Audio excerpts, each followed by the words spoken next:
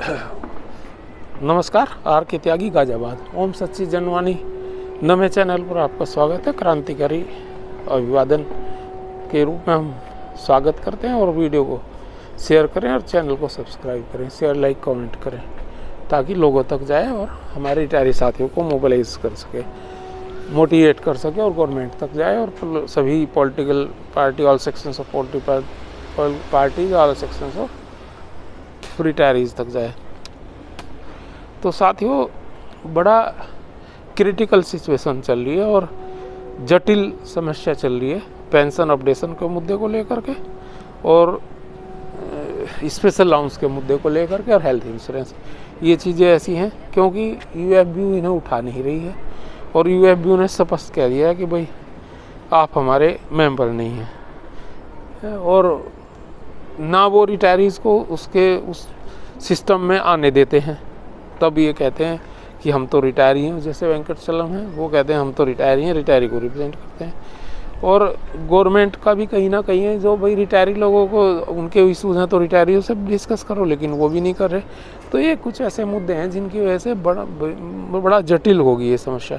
लेकिन हमें क्या करना है, एक तो अपनी अभिव्यक्ति को दुरुस्त लगातार रखना है, रेगुलर रखना है, हर जगह जहाँ भी पॉसिबल है अभिव्यक्ति हमें करनी है।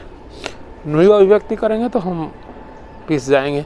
और कोर्ट में जो केसेस चल रहे हैं वो तो आपको पता ही है, सिंगला जी का केस है, हमारा स्पेशल अलाउंस पेंशन अपडेशन पे केस है, और भी केस है, हेल्थ इंश्योरेंस पे भी केस डाला था लेकिन हाई कोर्ट में हम हार गए। अगर सुप्रीम कोर्ट में पैसों का इंतजाम हुआ तो हो सकता है डाल दें। और भी केसेस चल रहे हैं, CBDT में के मैटर में भी केस चल रहा है और केरल हाई कोर्ट में हमने स्पेशल अलाउंस का सिंगल बेंच में जीता है केस, वो डबल बेंच में अपील करी है कॉरपोरेशन बैंक ने, है ना। और अब ये सुप्रीम कोर्ट में कुछ लोग लेकर के गए हैं कि भाई सुप्रीम कोर्ट में ही रहे हैं सारे केस, ये एक अलग इशू है। पर यही है कि जैसे जैसे धरने और प्रदर्शन आएंगे रिटायरीज़ के, उनको आप लोग ज्वाइन करेंगे शांतिपूर्ण धरनों को, तो उनका एक प्रभाव पड़ता है और फिर उनका मैसेज भी जाता है और FM तक। आजकल इलेक्शन का पीरियड है, अगर इलेक्शन के नोटिफिकेशन से पहले कुछ बात बन जाए तो बन जाए, उसके बाद तो फिर गवर्नमेंट भी ठंडे बस्ते में डाल देती है। वैसे ही सब चीज़ ठंडे बस्ते में।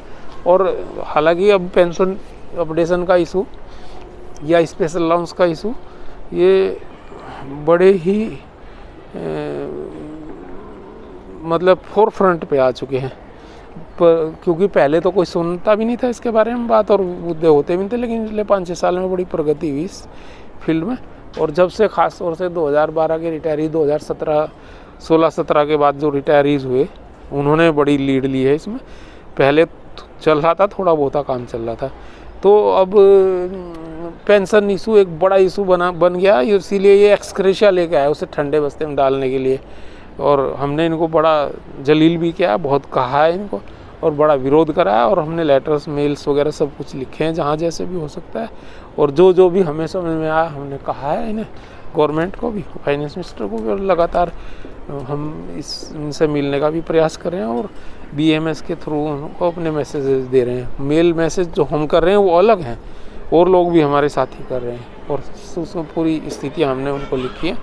और कोर्ट केसेस का स्थिति अलग चल रही है।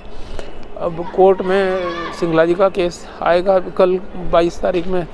उमेश शर्मा जो हैं वो स्टेट बैंक के, वो जाएंगे वहाँ दिल्ली हाई कोर्ट में, उनका भी केस है पेंशन अपडेशन का इशू, उसमें डिस्कस होना। उनसे मेरी विस्तृत चर्चा हुई थी फ़ोन पे भी और वैसे भी, तो उसमें पेंशन अपडेशन का केस डिस्कस होगा। फिर सिर्फ स्टेट बैंक के लिए, कोई बात नहीं, स्टेट बैंक के लिए हो, बाकी फिर हम आगे देखेंगे कहीं तो कुछ पॉजिटिव चीज़ आए। और उसमें आज उनका मैसेज भी आया कि मैं कल को ही जाऊँगा और पूरे दिन की वर्किंग है वहाँ पर दिल्ली हाई कोर्ट में, तो वो सब होगी।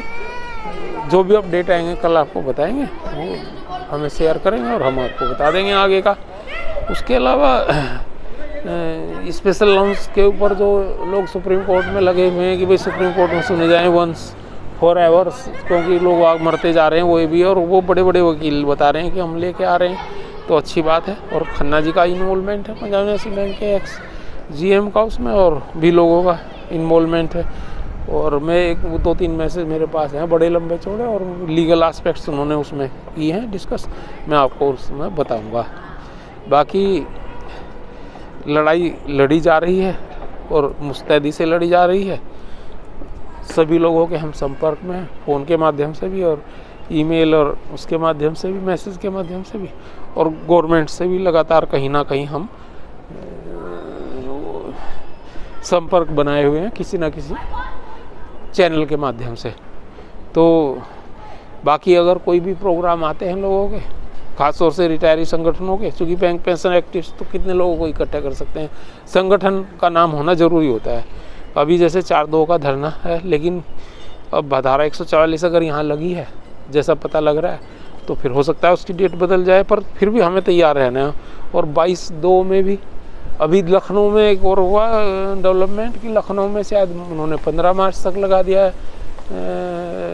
ये धारा 144। तो अब ये भी नहीं कह सकते 15 फरवरी के बाद फिर ये और बढ़ा दें उसको, क्योंकि आजकल ये प्राण प्रतिष्ठा के और उससे उपजे हालात पर के वजह से सतर्कतापूर्वक शायद लगा रहे हो, पर हम ये कह नहीं सकते पक्का क्यों लगा रहे हैं। वो तो जो भी होगा, जैसे भी होगा, वो आगे निपटेंगे, पर हम लोगों को तैयार रहना, आप लोगों को तैयार रहना। ये सब मैसेज तो वहाँ भी जा रहे होंगे कि धरने प्रोग्राम है यहाँ पर जंतर मंतर पर, उससे पहले भी वो लोग सब पता रहता है, पॉलिटिकल पार्टीज़ को भी पता रहता है, और उसके अलावा भी पता रहता है, गवर्नमेंट को भी पता रहता है। सब वो देखते हैं, पता करते हैं, जानकारी लेते हैं। ये ऐसा नहीं है कि हमने प्रोग्राम घोषित कर दिया और उन्हें कुछ पता ही नहीं लगा। सब एक एक बात का पता जो है गवर्नमेंट सेक्टर में, फाइनेंस सेक्टर में, पुलिस सेक्टर में सब रहता है, और LIU वगैरह और ये सब। और आजकल तो ये भी है कि सोशल मीडिया में जो चीज़ें जाती हैं उनको ये लोग देख लेते हैं, पॉलिटिकल पार्टीज़ वाले भी और गवर्नमेंट भी और बाकी लोग भी ये जानकारी लेते रहते हैं कि कहाँ क्या चल रहा है, और इनको जो है जानकारी लग जाती है। सोशल मीडिया को खंगालना जिसे कहते हैं, ख़ासतौर से BJP की पॉलिटिकल पार्टी। अच्छा साथियों, इति करता हूँ, समाप्त करता हूँ, विराम देता हूँ। धन्यवाद साथियों, नमन, थैंक यू। R के त्यागी, गाजियाबाद। भारत माता की जय। ओम नमः शिवाय।